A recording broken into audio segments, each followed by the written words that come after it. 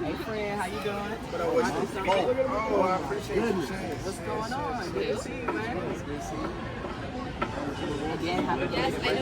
Appreciate you. I'm excited to talk to you. I know you got a lot going on from the beginning to right now to things you're probably working on. So before we get started, tell people a little bit about yourself. Let them know your name, how they can find you. Yeah, no, man. I'll speak right to the camera here. Cirilo, last name Manego, born and raised in New Orleans, man, right here in DC for the last decade. And since then, touched down on Capitol Hill 10 years ago. And been grinding ever since, man, with the government relations, policy, politics, advocacy. A lot of folks out here, when I really got going, a lot of it was really through Black Widow Chasing. And the media company started 8 years ago in November. And since then now, across every single media platform is what we found, right? And so we're talking about things such as like shutting down penitentiaries and units of like inhumane conditions, working with Rock Nation and Walgreens, you name it, right? Really being at the centerpiece of the movement before and after the digital spaces is a place where people got to really big movement at. So in terms of like really doing this, and I had a conversation with somebody the other day about like media, comms, external affairs, and like how that's looking now, and like from an influencer perspective, from a storytelling perspective, and I think that we're in a place now that I think we need it all. I think we need deep journalism. I think we need the edutainment piece of what we're doing. I think we need the Black Chasers of the world. I think we need more of us funded and finding ways and finding our voices to tell our stories in the most authentic ways possible. I don't care if you're from Southeast DC, you from Detroit, you from Cali, or wherever, somewhere in the Midwest. It don't matter.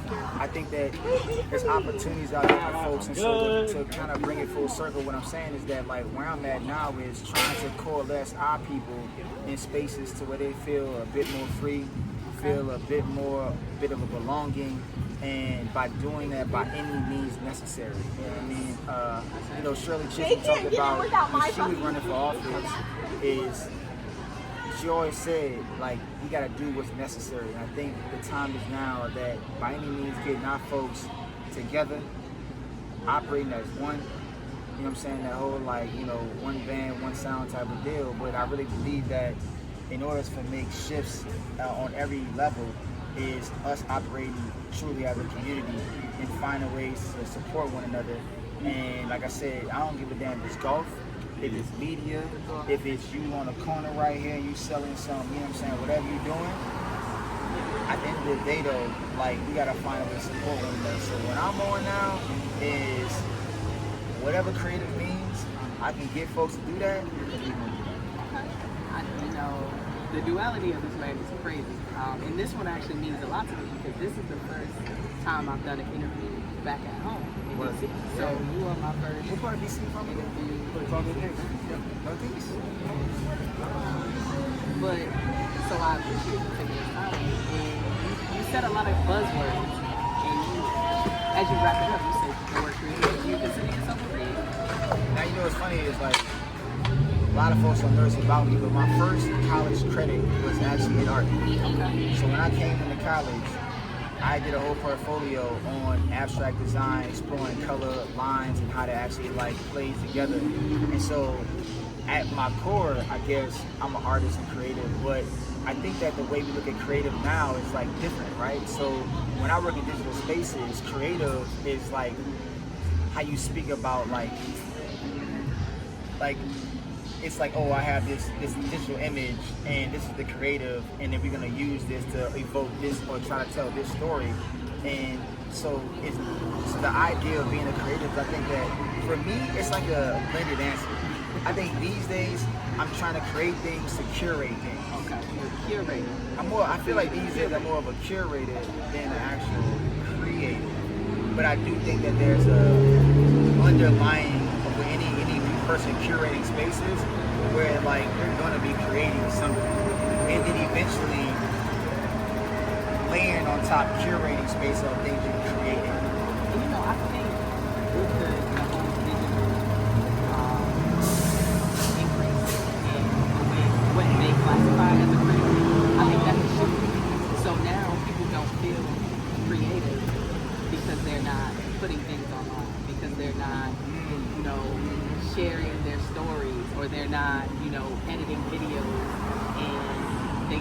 keep it very one-dimensional. They've almost put creative in a box. And that's kind of why I like talking to people because we may not see the same thing, but listening to a lot of things that people do, anything that you curate to create a space and community, I feel like that's what people are creating.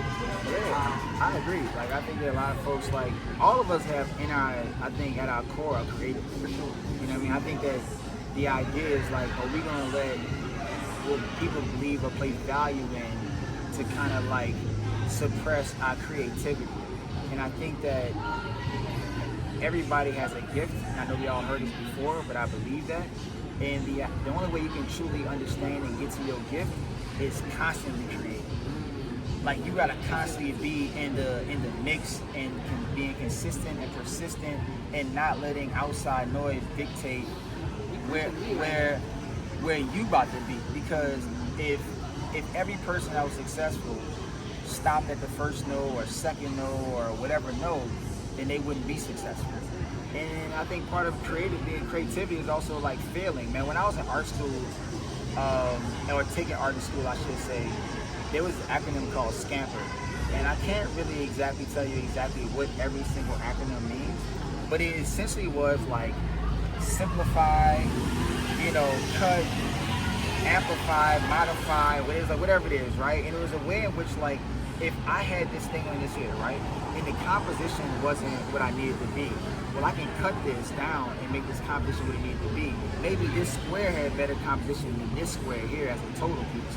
Or maybe if I actually, like, cut them up and then move them around, the composition would be different. And I think that, like, part of that is, like, through the SCAMPER process is constantly reinventing the thing that you already invented and trying to find a way to be the next avant-garde of the thing that you're doing. And I think the only way you do that is studying, reading what came before you, because you can't see your avant-garde if you don't know history. You don't know what that is, man. Like, you gotta understand that, like, you gotta know what came before you to know where you at now and the way you're going. And that's why I want to tell young people, anybody in general, is like, if you want to scale, then you gotta be well researched. If you're not well researched, then it's gonna be tough for you to really understand how you're gonna be navigating it now and also in the future. So, let me ask, you say you're from New Orleans. Born and raised. New Orleans. So how has where you're from helped create this monster, this magical curator of creation? How has that helped build you into the way you are now? I wouldn't have, so New Orleans definitely had a part in building, but I think it was because I moved around so much in New Orleans. So when I was growing up before the age of 15, my mom and dad bought their first house.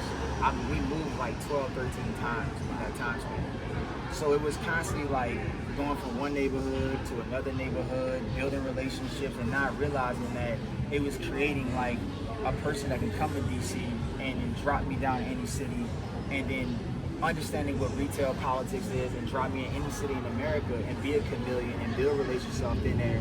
And while like literally my wife would tell you, like, no matter where I'm at, man, I don't know strangers, because I as a survival tactic, I couldn't know a stranger. Because I had to get in.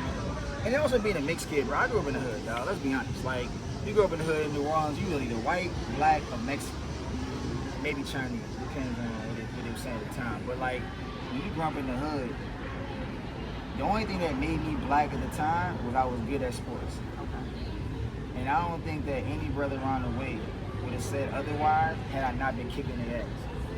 But that put a chip on my shoulder, and I just maybe, but it's like those kind of things like kind of prepare you for what the world's gonna be, and realizing that like everything ain't gonna be in your favor, everything ain't gonna be like, you know what I'm saying, you gotta find a way to make a way, dog. And I think that so often people want everything laid out on a silver platform because they got a degree or they did X, Y, Z things, and it's like, nah, like that's not life. Because at the end of the day though, while you may feel like you possess value, the question becomes, do the person or people you're speaking to believe you possess value? And the thing is that by being consistent, going back to about consistent and persistent in your pain, is when you're doing it over a period of time, you got a body of work, there's breath there, then somebody come back, go, you know what though? You putting points on the board. But if you're not putting no points on the board, I don't care what degree. You could be from Yaki Taki University, HBCU, Ivy League, this league, whatever it is, you still gotta put points on the board for your community and what you stand on. And if you ain't standing on business, it doesn't matter what you think you put and bring to the table, you technically have no value in that space. And that's a tough pill for people. Like if you're not putting points on the board, right, and you're not actually showing your work, it's one thing to say your work, but to show your work. And I don't want nobody to have like thinking that I don't think we all have intrinsic value as human beings, right? So that's different. But as a creative or somebody has a profession, and you want somebody to give you their hard-earned dollars, then the question becomes, why do I need you? Showing that value. Showing now, by hook or crook, as Fannie Hangwell Don't listen to said, that man. Do not listen to it. don't listen to him. As Fannie would say, by hook or crook, man, you gotta find a way for somebody to believe in you. And then obviously over time though, you will do less and less of that. But I think that in the beginning, bro, like I don't know you from a dime Chinese money. Like, and so I was like, and why should I want to be with you? And before you try to say, well, pay me this, pay me that, why not just do it for the love of the game? And I guarantee you, if you did things more for the love of the game, most people will find a way to pay you. They're gonna figure it out because you put points in the board For your community. Absolutely. Okay, so, man, that's heavy. I feel like, we'll talk about that. But what do you work on? Like, what do you want to be working on? Like, what are things, maybe it's something you haven't been learning that you've been thinking about, maybe you haven't spoken out loud. What's something that you want to be working on? I mean, like, first and foremost, like, this new space I'm being, like, a father and husband, I think for me, like, that's paramount. You know, like, making sure that, like, that's at the top of the ticket, right? And trying to find ways to provide for my family. And not just now, but also in the future, right?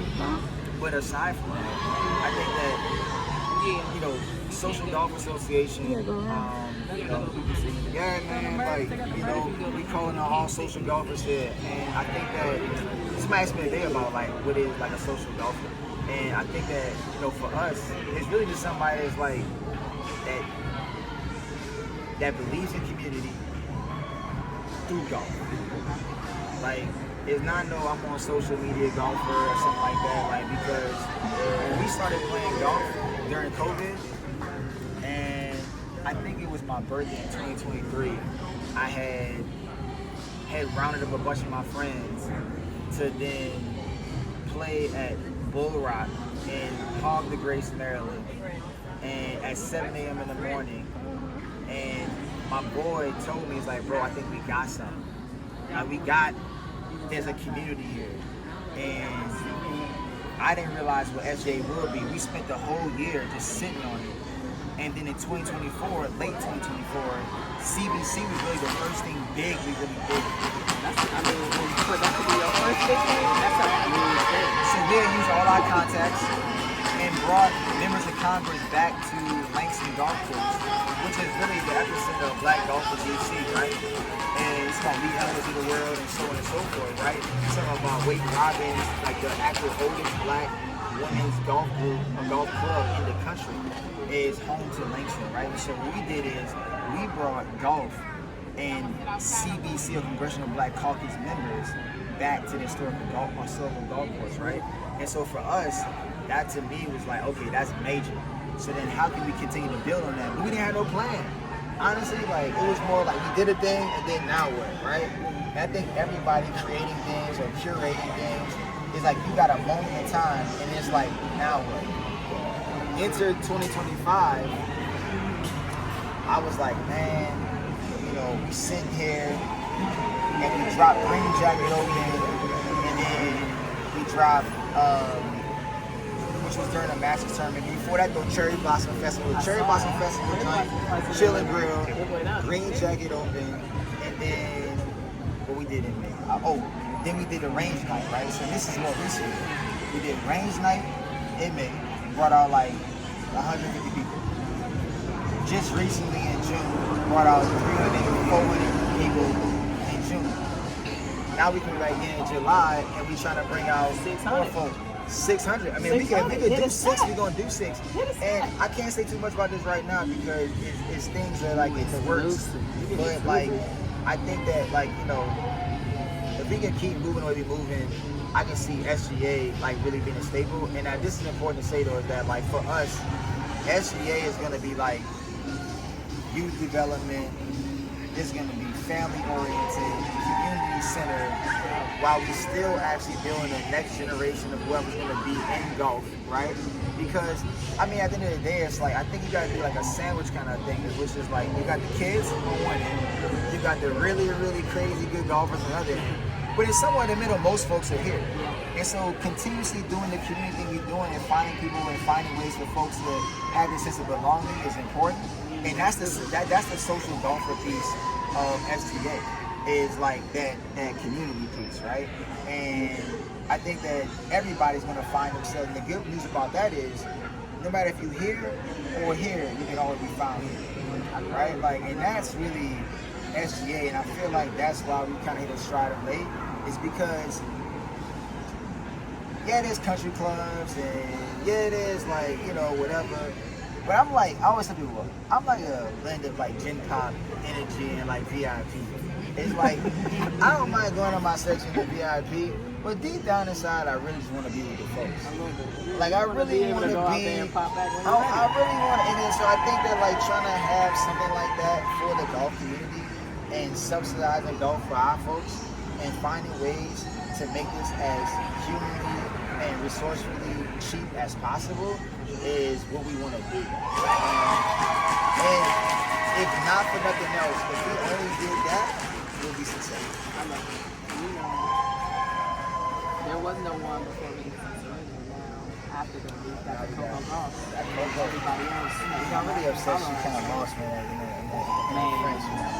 But Coco gonna do her thing. Oh yeah. She can't win everyone though. She can't win everyone. Well, we can cheer. We gonna cheer her on every time. But that's basically what you want to do for us for golf. I love it because and keep storytelling. I mean, honestly, like the storytelling won't stop here. I mean, with BWNC, I think BWNC. The cool part about that, to come back to that, is that was a really good and still a good period in my life where that's a platform. No matter if it's you or anybody gonna be watching this who wants a platform to tell stories, that is a space where you got space and grace to be yourself. That way, like, you ain't gotta, if you messed up on one thing, it's like, well, like, people mess up this whole time, like, and they figure it out. So, like, I think that's a space where you can still continuously figure it out and then be a thing. Because, quite frankly, we were the number 22 Spotify on, number 22 podcast on Spotify. That was just us just having fun, being in the lab, doing stuff like this, no pressure. And I think that because we got stories to tell, and you keep doing it, people going, and it's like, and I think that last thing I'll say about that is like this code switching thing.